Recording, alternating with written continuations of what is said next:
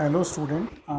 आज इस वीडियो में हम यूक्लिड डिवीज़न लेमा की कुछ और एप्लीकेशंस सीखेंगे। इससे पहले वाले वीडियो में हमने यूक्लिड डिवीज़न लेमा का यूज़ करके एचसीएफ फाइंड आउट करना सीखा था। तो हम यूक्लिड डिवीज़न लेमा का यूज़ जो है नंबर्स की प्रॉपर्टीज़ को प्रूव करने के लिए या उसको समझने के लिए भी कर सकते हैं। इसके लिए मैं यहाँ पर बुक का जो एग्ज़ाम्पल है वो यूज़ कर रहा हूँ। एग्ज़ाम्पल नंबर 2 जो एनसीईआरटी बुक में है चैप्टर नंबर 1 में।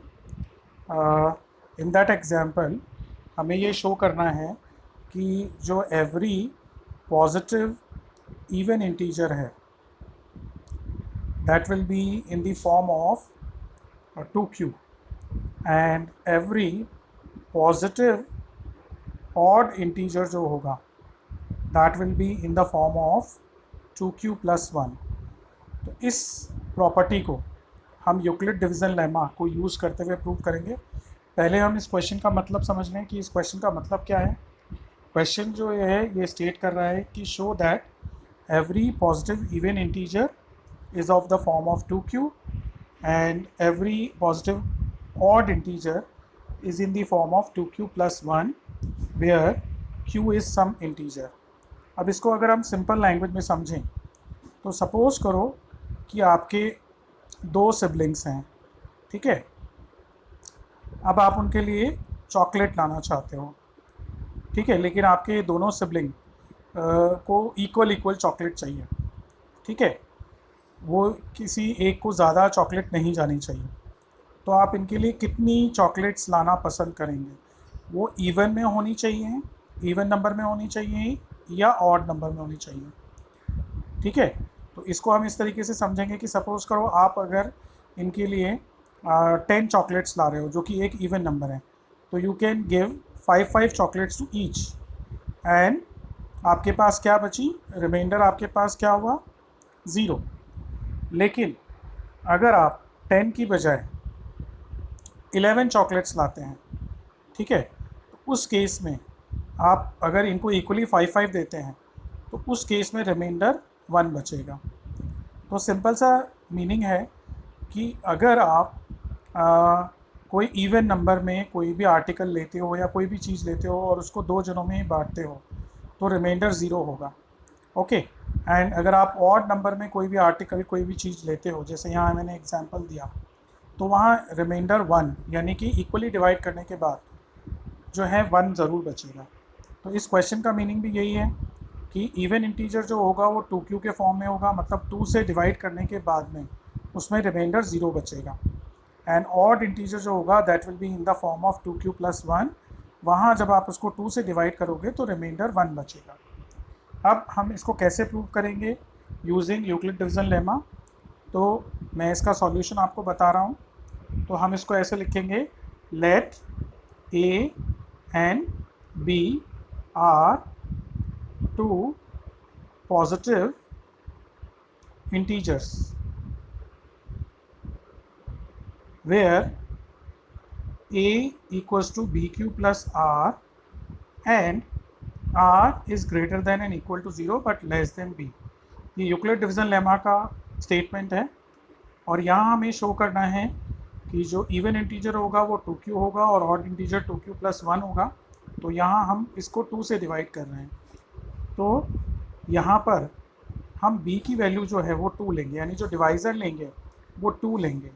तो इसीलिए जो हमने a equals to B Q plus R लिखा है उसकी जगह हम लिख सकते हैं a equals to 2q plus R and r is greater than and equal to 0 but less than 2। हमने b की जगह 2 लिया है, डिवाइज़र 2 है, तो यहाँ पर जो पॉसिबल रिमाइंडर होंगे वो क्या होंगे, आप यहाँ पे देख सकते हैं कि r is greater than and equal to 0, यानी r 0 भी हो सकता है लेकिन 0 से बड़ा होगा और 2 से लेस होगा। तो 0 से बड़ा और 2 से लेस एक ही नंबर हो सकता है जो कि है 1। तो पॉसिबल वैल्यूज़ ऑफ r जो हैं 0 और 1 है। तो अगर हम a equals to 2q plus R में r की वैल्यू अगर 0 रखते हैं तो हमें क्या ऑब्टेन होगा, हमें ऑब्टेन होगा a इक्वल्स टू 2q जो कि एक इवन नंबर है, और अगर हम r की वैल्यू 1 रखते हैं तो we will get a equals to 2q plus 1, जो कि ऑड नंबर है, क्योंकि इवन में अगर हम 1 प्लस करते हैं तो वील गेट ऑड नंबर। तो ये क्या प्रूव करता है? So it proves that every even integer will be in the form of 2q and odd integer will be in the form of 2q plus 1. So in this way हम इसको इस property को prove करने के लिए Euclid division lemma का use कर सकते हैं। Now I am discussing one more example, ये भी एनसीईआरटी का एग्जाम्पल है, एग्जाम्पल नंबर 3, जो कि ये स्टेट कर रहा है कि show that any positive odd integer will be in the form of 4q plus 1 और 4q प्लस 3। ये हमें प्रूव करना है। ठीक है, अब मैं इसको थोड़ा सा सिंपल लैंग्वेज में समझा दूँ कि अगर हम कोई भी ऑड इंटीजर लें और उसको 4 से डिवाइड करें तो रिमाइंडर या तो 1 बचेगा या रिमाइंडर 3 बचेगा।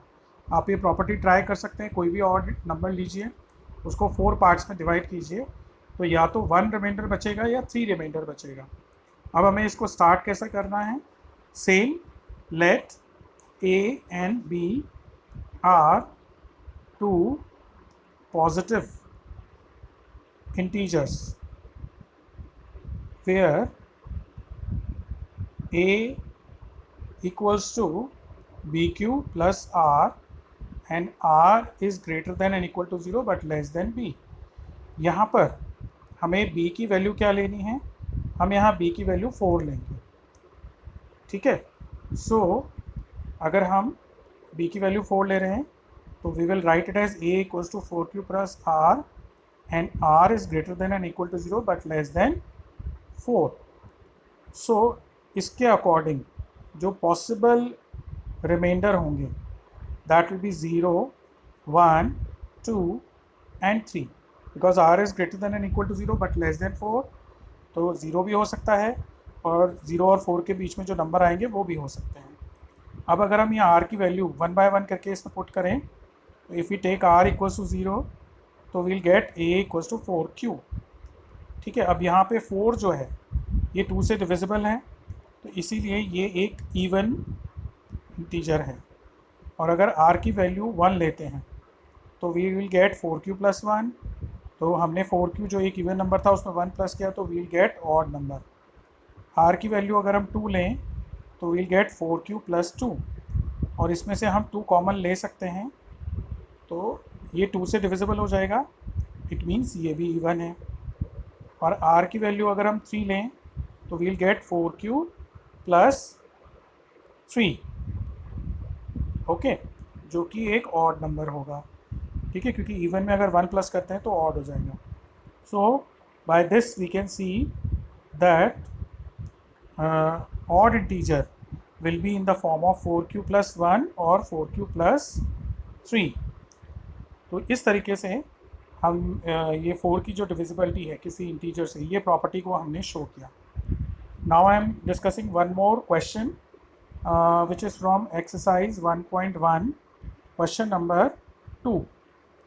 So question is show that any positive odd integer, again odd integer है, will be in the form of 6q plus 1, 6q plus 3 और 6q plus 5। अब इसको अगर अपन सिंपल लैंग्वेज में समझें तो इसका मतलब यह है कि कोई भी ऑड इंटीजर लेके उसको अगर 6 से डिवाइड करें, 6 पार्ट्स में डिवाइड करें, तो either the remainder will be 1 और 3 और 5, यानी कि रिमाइंडर 1, 3 या 5 में से कुछ भी हो सकता है अगर आप ऑड इंटीजर को 6 से डिवाइड करते हैं। तो स्टार्टिंग वैसे ही करनी है, late a and b are two positive integers where a equals to bq plus r and r is greater than and equal to 0 but less than b। अब यहाँ पर b की वैल्यू हम 6 लेंगे क्योंकि हमें 6 से डिवाइड करना है, तो इसीलिए हम इसको लिख सकते हैं a equals to 6q plus r and r is greater than and equal to 0 but less than 6। तो जो पॉसिबल रिमाइंडर होंगे वो होंगे 0, 1, 2, 3, 4, 5। अब अगर मैं r की वैल्यू 0 पुट करता हूँ तो I will get a equals to 6q। अब 6 के फैक्टर करने पे 2 इंटू 3 आएगा, मतलब ये 2 से डिविजिबल होगा, इसीलिए ये एक इवन नंबर है। और r की वैल्यू अगर 1 लेते हैं तो it will B 6q plus 1 which will be odd. और अगर r की वैल्यू 2 लेते हैं तो it will B 6q plus 2, और यहाँ पर 2 कॉमन आ सकता है, इसीलिए ये एक इवन इंटीजर है। r की वैल्यू अगर 3 लें तो a equals to 6q plus 3 जो कि ऑड होगा, और r की वैल्यू अगर हम 4 लें तो it will B 6q plus 4। यहाँ पर भी हम 2 कॉमन ले सकते हैं तो it will be even. And r की वैल्यू अगर 5 लें तो will get a equals to 6q plus 5 which will be odd. तो अब इसके हिसाब से अगर हम देखें तो ऑड इंटीजर या तो 6q प्लस 1 के फॉर्म में होगा, या 6q प्लस 3 के फॉर्म में होगा, या 6q प्लस 5 के फॉर्म में होगा। तो it shows that odd integer will be in the form of 6q plus 1, 6q plus 3 और 6q प्लस 5। तो इस तरीके से हम जो बहुत नंबर्स की प्रॉपर्टीज़ को शो करने के लिए यूक्लिड डिवीज़न लेमा का यूज़ कर सकते हैं। अब यूक्लिड डिवीज़न लेमा का और क्या यूज़ है, हम उससे HCF फाइंड आउट कर सकते हैं। अब उससे रिलेटेड कुछ वर्ड प्रॉब्लम्स को हम नेक्स्ट वीडियोस में डिस्कस करेंगे। साथ ही नंबर की और प्रॉपर्टीज़ के लिए भी हम नेक्स्ट वीडियो में इसी के बारे में डिस्कस करेंगे।